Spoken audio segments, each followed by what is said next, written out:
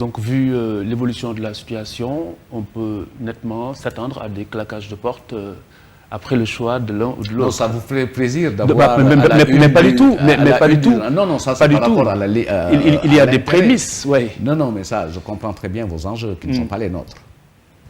Nous n'avons pas du tout d'enjeu. Non, l'enjeu, c'est d'avoir une actualité pétillante, chaude. Mais peu importe, l'actualité, c'est des faits utiles pour la société. Ce n'est pas la question principale. Pour nous, la question principale, c'est arriver au bout du consensus et mettre notre coalition en ordre de marche et dans une perspective de synergie conquérante. Mais comment parler de consensus si les velléités sont très clairement affichées? Mais il y a toujours les moyens de rapprocher les partis. Il y a toujours de rapprocher les partis. Mais déposer une question... En cas d'impossibilité pratique. Mais quand on dépose la caution, c'est qu'on n'attend même plus l'onction. En cas d'impossibilité pratique, oui. Il y a la décision qui tombe. Et maintenant, c'est à partir de cette décision qu'on voit quel est le comportement de tel ou tel camarade. Et déposer une caution, pour moi, c'est une étape d'un processus qui n'est pas encore terminé. C'est un forcing? Non, non, moi je ne qualifie pas ça.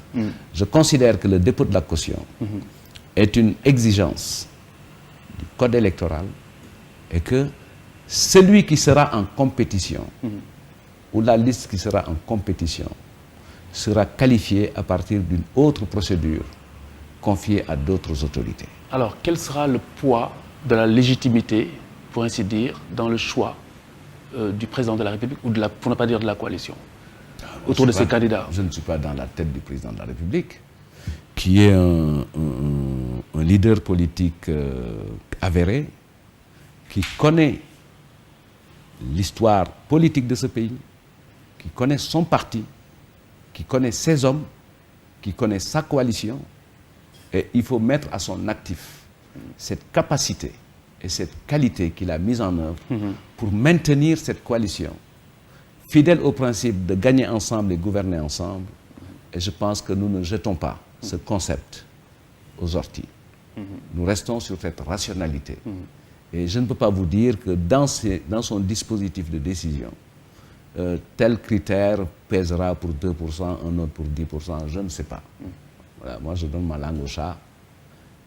Nous devons, en toute responsabilité, lui faciliter le travail en dégageant des dynamiques consensuelles, en cherchant à élargir nos bases et en cherchant à faire un bloc autour de celui qui aura été la tête de liste. Nous restons sur les locales, ou du moins sur la perspective avec les violences de la semaine dernière à Ziguinchor, entre partisans de Ousmane Sonko et de PASTEF et Doudou Ka de l'APR. Alors, les prémices de tensions électorales, à votre avis, ou actes isolés? Non, je crois qu'on a cette tradition de violence, mais je voudrais dire très rapidement que l'Alliance pour la République est un parti très républicain, qui n'est pas un adepte de la violence. Vous seriez fataliste? Qui la condamne d'où qu'elle provienne. Nous condamnons fermement la violence d'où qu'elle provienne. Ça n'a pas l'air de vous choquer ou du moins de vous surprendre? Non, moi je ne vais pas jouer les vierges effarouchées, connaissant bien ce qu'il s'est passé sur ce chapitre dans notre vie politique. Oui. Mais il faut essayer de comprendre ce qu'il se passe. Qu'est-ce qu'il se passe? Nous sommes dans la surenchère verbale.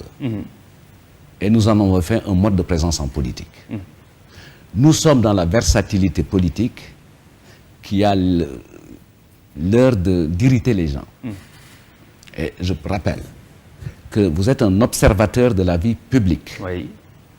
Il y a des personnalités.